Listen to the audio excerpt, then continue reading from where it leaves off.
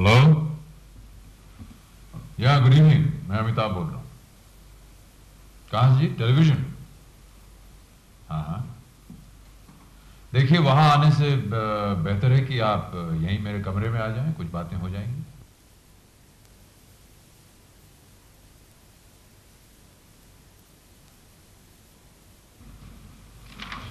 Hello, आइए तशरीफ। कैसे हैं आप? बस दुआ है आपकी। शोहरत की जिस मंजिल पे आप इस वक्त खड़े हैं, खुद आपका इस बारे में क्या रद्द-ए-अमल है, और ये कि अभी कितना और सफ़र तय करेंगे आप? जब शुरू में मैं फिल्म लाइन में आना चाह रहा था, तो कभी इस ख्याल से नहीं आ रहा था कि किसी वक्त आगे चलकर शोहरत मिलेगी।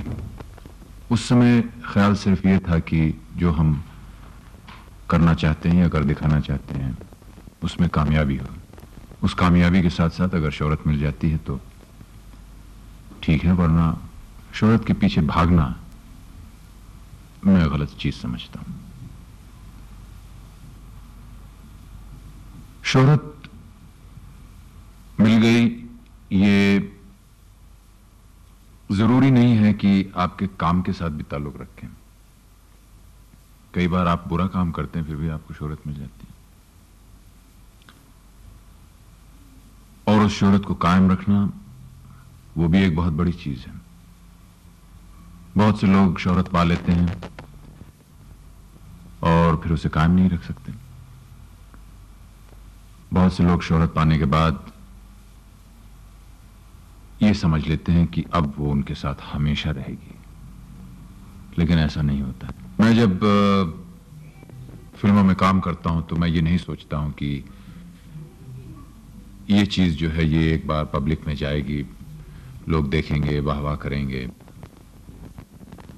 और फिल्म जो है वो बहुत बड़ी हिट होगी, लोग देखने आएंगे, प्रोड्यूसर उसमें बहुत सा पैसा कमाएगा, कई हफ्ते चलेगी, बहुत नाम होगा। अगर इस ख्याल से मैं काम करने लगूंगा तो फिर मेरे काम में कुछ खोट पैदा हो जाएगी।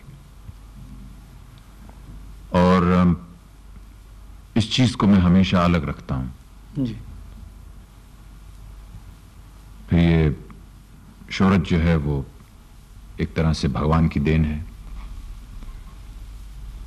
अगर वो समझते हैं या ऐसा लगता है कि जो मैंने काम किया है वो सही इरादे से किया है, सही लगन से किया है, तो शोहरत भी मिल जाएगी। शख्सियत की तामीर में मैं समझता हूँ कि माजी का एक बहुत बड़ा हिस्सा होता है। आपके अपने फ़न और शख्सियत की तामीर में आपके माजी का कितना हिस्सा रहा है? मेरी पैदाइश हुई एक बहुत ही छोटे शहर में, यूपी में इलाहाबाद नाम के शहर में। जी। छोटा शहर है। बाहर के जो बहुत पावरफुल सोर्सेज हैं या बहुत ही पावरफुल एक वातावरण है जिससे बड़े शहरों में जो लोग रहते हैं वो प्रभावित होते हैं, उससे वो हटके रहा है और बचा रहा है। जी। इसलिए एक पैदाइशी एक तरह से एक हम्बलनेस आप उसे कहना चाहें, जो कि हर उस शख्स में होती है जो किसी छोटे शहर में पैदा होता है। एक बड़े शहर का एक बहुत बड़ापन होता है, एक उसकी सही कह रहे हैं। एक प्राइड होती है, एक कि हम साहब दिल्ली में रहते हैं या हम बंबई में रहते हैं। बिल्कुल ठीक है। लेकिन हम इलाहाबाद में रहते हैं तो एक ऑर्डिनरीली एक बहुत ही सहमा हुआ एक उसका एक रूप निकलता है बाहर। और जिस तरह मेरे घर का वातावरण था, मेरे पिताजी इलाहाबाद यूनिवर्सिटी में लेक्चरर थे, हम बहुत साधारण लोग थे। इससे एक बचपन से ही जिंदगी की जो और लाइफ की जो ट्रू वैल्यूज हैं उन्हें देखने का मौका ज्यादा मिला, बजाय इसके कि एक बड़े शहर में रह करके उसकी चहल पहल में घुस करके जिंदगी की जो दौड़ है, एक जो रफ्तार है उससे अलग रह करके, अगर बड़े शहर में मैं पैदा होता तो शायद उस दौड़ में, उस रेले में फंस जाता। तो मैं बहुत शुक्रगुजार हूं अपने माता पिता का कि जिस तरह उन्होंने बचपन से लेकर और आज तक अभी भी एक ऐसा माहौल पैदा रखा, या एक ऐसा माहौल पैदा किया जिसकी वजह से बाहर की जितनी, उन्हें आप अच्छे फोर्सेस कहना चाहें या बुरे फोर्सेस कहना चाहें, उससे हमें दूर रखा जी। और जब हम जिंदगी में कूदने के लिए एकदम तैयार हो गए, तो वो जो ट्रेनिंग थी, वो जो एक माहौल पैदा किया हुआ था, जिंदगी को एक और नजदीक से देखने का जो मौका मिला था हमें, उन सब फोर्सेस को हमने एक साथ इकट्ठा किया और इस लड़ाई में, इस जंग में जूझ गए। फिल्म आनंद में जो रोल आपने बाबू मोशाय का किया था, वो अभी तक लोगों के जहन में ताज़ा है। इसके बाद आपने कई फिल्मों में मुख्तलिफ अंदाज के रोल किए, लेकिन काफ़ी अरसे तक आप पे एंग्री यंग मैन यानी माहौल से बेजार एक नौजवान का इमेज चिपक के रह गया। इसकी क्या वजह है? देखिए, ये तो किस्मत की बात है कि आनंद जैसी फिल्म जंजीर जैसी फिल्म से पहले आ गई जी। अगर जंजीर पहले आती तो शायद आनंद का बाबू मोशाय कभी सामने आता ही नहीं, क्योंकि जंजीर का जो कैरेक्टर था वो इतना पावरफुल था जी कि वो बाकी सब कैरेक्टर्स को दबा देता, उन पे हावी हो गया वो जी। आनंद का जो बाबू मोशाय था वो एक तरह से भी वही कैरेक्टर था जो कि जंजीर का पुलिस ऑफिसर था। वो कैसे? क्योंकि उस डॉक्टर में जो आनंद में था, उसमें भी एक रिवोल्ट करने की एक दबी हुई एक चीज थी जो कि शायद बहुत कम लोगों ने नोट की। वो भी जो सिस्टम था, जो रेगुलर नॉर्म था डॉक्टर्स का, उससे वो रिवोल्ट कर रहा था। उसे ये पसंद नहीं था कि इलाज करने के लिए हरी, पीली, नीली गोली दी जाती है। वो रिवोल्ट कर रहा था और वही रिवोल्ट जो है वो एक रूप में जंजीर में आ गया। लेकिन जंजीर में जो रूप आया वो एक ज्यादा पॉजिटिव था, एक बहुत फिजिकल रूप था उसका। एक पुलिस ऑफिसर है, उसके साथ अन्याय हुआ, उसको ओहदे से निकाल दिया गया। वो अपने वर्दी बदल करके उस पठान के गली में जाता है और कहता है मैंने वर्दी उतार दी, अब सामने आओ, बात करो। उनकी हाथापाई होती है। वो ज्यादा एक्साइटमेंट रखेगा बजाय इसके कि एक डॉक्टर अंदर ही अंदर लड़ रहा है कि ये दवाइयां जो हैं इससे लोग पैसे क्यों बना रहे हैं, पैसे नहीं बनाने चाहिए। दवाइयां तो बनी हैं लोगों को, इंसान को सहायता करने के लिए। डायरी लिख रहा है, कुछ अंदर ही अंदर कुड़ रहा है। कितने लोग समझ सकते हैं उसको? लेकिन एक कैरेक्टर बाहर निकलता है, दो हाथ लगाता है और जनता जो है उसे पसंद करती है। मैं तो यही देखना चाहूंगा कि कोई एक शख्स बाहर निकल कर कोई पॉजिटिव एक्शन ले। बैठा हुआ है अपने कमरे में, डायरी लिखा जा रहा है, लिखे जा रहा है, क्या मालूम क्या सोच रहा है। लेकिन एक कैरेक्टर बाहर निकलता है, प्रॉब्लम को फेस करता है और 2-3 मिनट में उसको सोल्यूशन निकाल के चला जाता है। एक गरीब आदमी है, उसकी एक वो होता है कि मुझे बड़ा आदमी बनना चाहिए, एक पावरफुल आदमी बनना चाहिए। डॉक वॉकर है, जैसे कि दीवार में था जी। मजदूर है, लेकिन उसके अंदर एक दिलेरपना है। त्रिशूल में भी ऐसे ही था। वो लोग ज्यादा देखने को चाहते हैं, क्योंकि आमतौर पर जितने मैसेज हैं, जितनी हमारी जनता है, वो सब के सब कभी ना कभी उस दौर से गुजरे हैं जिस दौर से वो पुलिस ऑफिसर गुजरा होगा, या वो त्रिशूल का कैरेक्टर होगा, या वो दीवार का मजदूर होगा। और वो अपने आप को ये समझते हैं कि मैं वो शख्स हूं, और अगर ये आदमी, ये जिसका नाम अमिताभ बच्चन है, ये अगर कर सकता है तो मैं भी कर सकता हूं। कुछ अरसे से ये ख्याल जाहिर किया जा रहा है कि आर्ट फिल्में कमर्शियल फिल्म्स को पीछे छोड़ रही हैं। आपकी जाती राय इस सिलसिले में क्या है? देखिए, सबसे पहले तो ये जो 2 कैटेगरीज आपने बना दी हैं, आर्ट फिल्म और कमर्शियल फिल्म, इसके मैं विरुद्ध हूं। क्योंकि फिल्म है उसे ये आप नहीं कह सकते कि ये एक आर्ट फिल्म है, ये कमर्शियल फिल्म है। जी। क्योंकि जिसे कि आप आर्ट फिल्म कहना चाह रहे हैं, वो भी एक ना एक दिन बॉक्स ऑफिस में खुलती है, उसे भी देखने के लिए लोग पैसे देते हैं। तो जिस वक्त वो फिल्म देखने के लिए लोग पैसे देते हैं, तो वो भी एक कमर्शियल प्रोजेक्ट हो जाता है। मैं ऐसा समझता हूं कि आप कहना चाह रहे हैं कि जो फिल्मों में थोड़ा सा आर्टिस्टिक वैल्यू ज्यादा है, जी, जरा हट के जो फिल्म, जो जरा हट के आम रवैये से, आम रवैये से जो अलग फिल्में हैं, वो कमर्शियल फिल्म्स पर ज्यादा हावी हो रही हैं।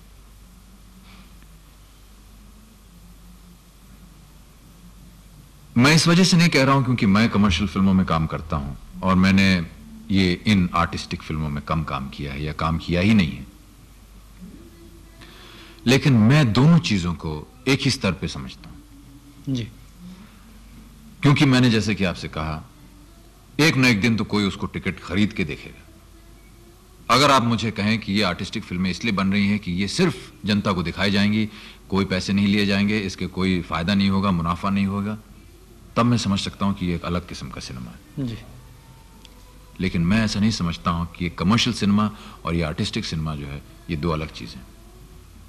अपने अपने तरीके हैं बनाने के। मृणाल सेन हो या मनमोहन देसाई हो या प्रकाश मेहरा हो, ये सब अपनी अपनी जगह पे हैं। वो अपने तरीके से जनता को बताना चाहते हैं। और ये कहना कि जो फिल्म मृणाल सेन बना रहे हैं वो इनके ऊपर हावी हो रही है, ऐसा तो मैं नहीं समझता। आप ये कहना चाहेंगे कि देखिए, मृणाल सेन जिस तरह की फिल्में बना रहे हैं वैसी फिल्में और बननी चाहिए। लेकिन मैं आपसे ये पूछना चाहता हूं कि जिन फिल्मों को आप कमर्शियल फिल्म्स कह रहे हैं, जो फिल्में मनमोहन देसाई बनाते हैं या प्रकाश मेहरा बनाते हैं, क्या उनमें कम लगन लगती है? क्या उनमें मेहनत जो है वो किसी तरह से कम होती है? या कोई भी ऐसा एस्पेक्ट है फिल्म मेकिंग का जिसमें कमी की गई हो? जी। ऐसा नहीं है। कमर्शियल फिल्म अपनी जगह है, ये आर्टिस्टिक फिल्में अपनी जगह हैं। और अगर आप ऐसा कह रहे हैं कि आर्टिस्टिक फिल्में जो हैं वो कमर्शियल फिल्म पे हावी हो रही हैं, तो ये तो बहुत अच्छी बात है। इसका मतलब ये है कि जनता जो है वो ज्यादा अक्लमंद होती जा रही है। जी। अमिताभ जी, आपका पसंदीदा रोल, यानी मेरा मतलब है कि जिसमें आपने ये महसूस किया हो कि आपके अंदर का छुपा हुआ फनकार खुल के सामने आया? कोई एक फिल्म नहीं है, कई एक फिल्में हैं जिनके बारे में मैं कह सकूंगा। जी। शुरू शुरू में देखिए, एक तो आनंद जी मुझे बहुत पसंद आई। फिर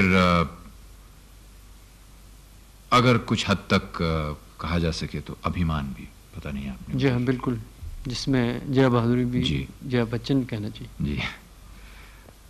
नमक हराम भी एक अलग किस्म की फिल्म थी, हटके थी। उसमें बहुत ही मेरा एक बहुत स्ट्रांग इन्वॉल्वमेंट मुझे लगा। और फिर जहां तक एक इमेज को चेंज करने की बात थी या कुछ अलग करने की थी बात, अमर अकबर एंथनी कुछ हद तक, क्योंकि उसमें एक टोटली एक कॉमेडी किस्म का रोल था। जी। और कुछ हद तक मुकद्दर का सिकंदर, क्योंकि एक मुकद्दर का सिकंदर में एक इमोशनल एक बेस था उसका। बिल्कुल। तो ये चंद फिल्में हैं जिनको करने में मुझे बहुत ही दिलचस्पी महसूस हुई। अपना रोल करते वक्त क्या आप किसी किस्म की शर्तें रखते हैं प्रोड्यूसर के सामने या डायरेक्टर के सामने? नहीं, ऐसी कोई बात नहीं है। रोल ऐसा होना चाहिए जिसमें कुछ कर गुजरने के लिए बात हो, जी, कुछ दम हो, कुछ करने को हो। बस यही एक कंडीशन चाहता हूँ। अमिताभ जी, आप ये बता सकते हैं कि क्या आप जाती तौर आजकल के हिंदुस्तानी फिल्मों से बिल्कुल मुतमईन हैं? Are you totally satisfied? ये साहब बड़ा उल्टा क्वेश्चन है। अगर मैं कहूंगा कि नहीं साहब मैं नहीं हूं, तो आप कहेंगे कि आप ऐसी फिल्मों में क्यों काम करते हैं। और इसके साथ साथ जो मेरे प्रोड्यूसर डायरेक्टर हैं, जो कि मेरे बहुत अच्छे मित्र भी हैं, दोस्त भी हैं, नाराज हो जाएंगे। लेकिन ऐसे मौके पर जो दिल के अंदर जो सच्चाई है वो बोल देना ज्यादा बेहतर है। ये तो जाहिर है साहब कि जो जिस किस्म की फिल्में हम बना रहे हैं, वो जो मेरे अंदर जो वो बात है वो नहीं हो रही है। लेकिन मैं जानता हूं कि इसके अलावा भी और हम क्या कर सकते हैं, क्योंकि हमारी जो जनता है उसका जो लेवल ऑफ एजुकेशन है, जो लिटरेसी है, वो बहुत कम है। हमें उस चीज को केटर करना पड़ता है। और हमारे देश में जैसे कि आप जानते हैं अलग अलग प्रांत हैं, अलग अलग भाषाएं हैं, अलग अलग मजहब हैं। उन सबको मद्देनजर रखते हुए उन सबको एक कुछ ऐसी चीज देना जिसमें उनको दिलचस्पी हो, बड़ा मुश्किल हो जाता है। फिर जिस तरह का पैसा इन्वॉल्व है, उस पैसे को वापस मिलना, उन सब चीजों को देखते हुए मैं इस चीज पे काफी खुश हूं, इस चीज से काफी खुश हूं कि जिस तरह की फिल्में हम उनके लिए बना रहे हैं वो ठीक है। जब उनकी लिटरेसी बढ़ जाएगी, और ये फिल्म वालों का काम नहीं है। अमूमन हमसे कहा जाता है कि आप फिल्में अगर अच्छी बनाएंगे तो लोग भी उसे अप्रिशिएट करेंगे, अच्छे लोग देखने जाएंगे। ये गलत बात है। जब तक कि जनता जो है वो एजुकेट नहीं होगी, वो जब तक नहीं बताएगी कि हमें इस किस्म का सिनेमा देखना है और इस किस्म का सिनेमा नहीं देखना, माफ कीजिए, उसके लिए मिजाज उनका कौन बनाएगा? ये तो साहब सरकार को करना पड़ेगा। ये हम फिल्म वाले नहीं बना सकते। ठीक। क्योंकि जब तक वो उनके अपने आप वो नहीं सोचेंगे, उनका अपना मिजाज नहीं बनेगा जी। अगर वो अमर अकबर एंथनी जैसी फिल्म को नहीं देखना चाहते हैं, आप मत जाइए देखने। हमारी फिल्म फ्लॉप हो जाएगी, हम दोबारा ऐसी फिल्म कभी बनाएंगे। कोई अल्टरनेटिव भी तो नहीं है उनके पास। अल्टरनेटिव अगर देंगे भी तो कई दफे दिया गया है जी, कामयाब नहीं हुआ। अच्छा, तजुर्बा किया। जी हाँ। तो मुझे ऐसा लगता है कि वो खुद जब रिजेक्ट करेंगे तो हम वैसी फिल्में बनाना छोड़ देंगे। जी। बहुत बहुत शुक्रिया आपका अमिताभ जी।